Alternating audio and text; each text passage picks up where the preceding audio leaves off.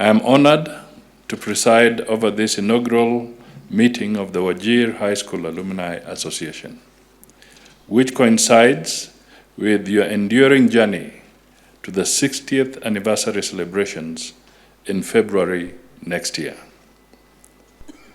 My greatest appreciation goes to the leadership of the alumni for inviting me and for your dedication to preserving the enduring legacy of Wajir High School, which has produced many renowned leaders who have served diligently in many spheres here in Kenya and abroad. Leshima has been also a PS, he has been a legislator, and again, a very dedicated public officer in this country.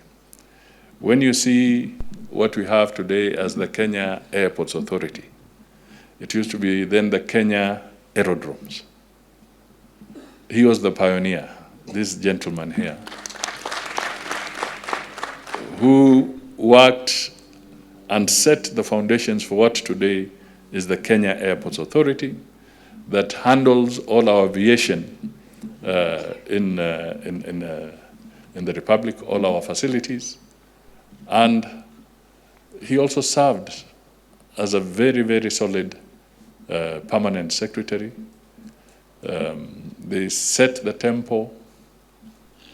One sometimes looks back with nostalgia because these were very, very solid principal secretaries. And he's here to namshukuru tena because he's one of us and he also taught in your school. In terms of policy, he has announced very clearly that what you are doing, his ministry is now formulating a proper legal framework so that it does not just begin and end with Wajir, but it will spread to other parts of the country so that our institutions can borrow from the initiative that you have today put in place. It is important that once we have gone through institutions, we do not just walk away, because institutions will grow when those who have been beneficiaries of those institutions look back and see how they can improve and consolidate those institutions. So your gesture is extremely important and it deserves being emulated across the country through a proper and structured legal framework and policy position, and the Ministry of Education will spearhead that, and we are happy that it's well on course. It is particularly encouraging to see former students united for the purpose of enhancing the alumni network and celebrating the achievements of your great school. You are laying a firm foundation for the growth of this school into the future, ensuring that it continues to benefit the generations that come after you. Your school, as you have heard, has a long history of excellence since it was founded on February 8th, 1965. As the first secondary school in the former Northeastern Province, it pioneered education for nomadic communities from Garissa, Isiolo, Mandera, Marsabit, and Wajir. It grew from humble beginnings with a single stream to a national school excelling in academics and inclusivity. Some of the statistics that we see in two areas are dangerous, and I think collectively this can also be something that the alumni can champion. One is the influence of drugs in our young people. It's a very, very serious challenge. And when they have a chance to hear from the alumni and how you help them, you will again be helping them veer away from dangerous practices and focus on what is right for them, for their future, and indeed for the country. So that is one area where I think deliberate initiatives from the alumni can also be very useful in helping our young people all over the country to become citizens of good repute. Again, we need to focus. In the region, for instance,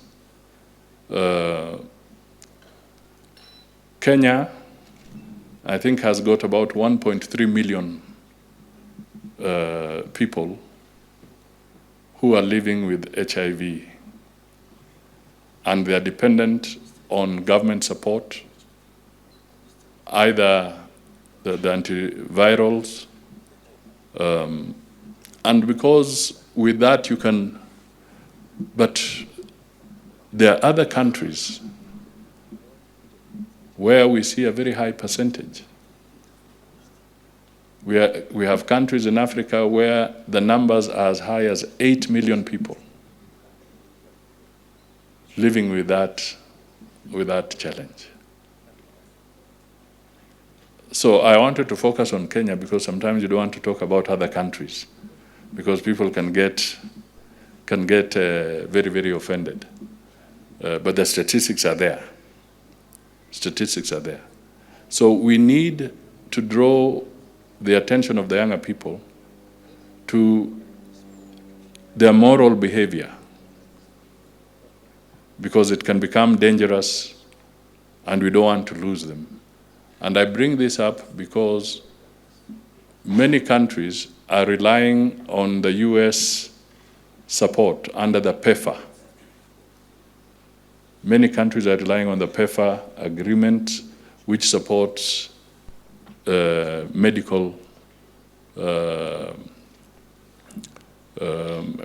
drugs and so forth to various countries. But you see, a policy in a country can change. There's a new regime that has come into the United States. Suppose it decides to look at it differently. What happens to our citizens who require medical attention from those? And right now the ratio is that the government of Kenya covers about 40% of the needs, but through partnerships with other countries, the 60% gap is filled. So suppose that 60% gap, suppose the countries that are supporting us also pull back, then we will have an even bigger challenge to make sure that our citizens who deserve medical attention, who deserve medical drugs and so forth, to help them not to suffer the consequences of pain and so forth. What happens to them? But I wanted to bring this because our demography has shown that 70% of the Kenyans, of our people, our population is below 35 and below, 70%. So we have a duty to talk to our younger people, and we have a duty as alumni to give special attention to some of these areas so that as we talk to them about career development and so forth, let us also talk to them as areas that need special attention, ili taifa letu lisiangamie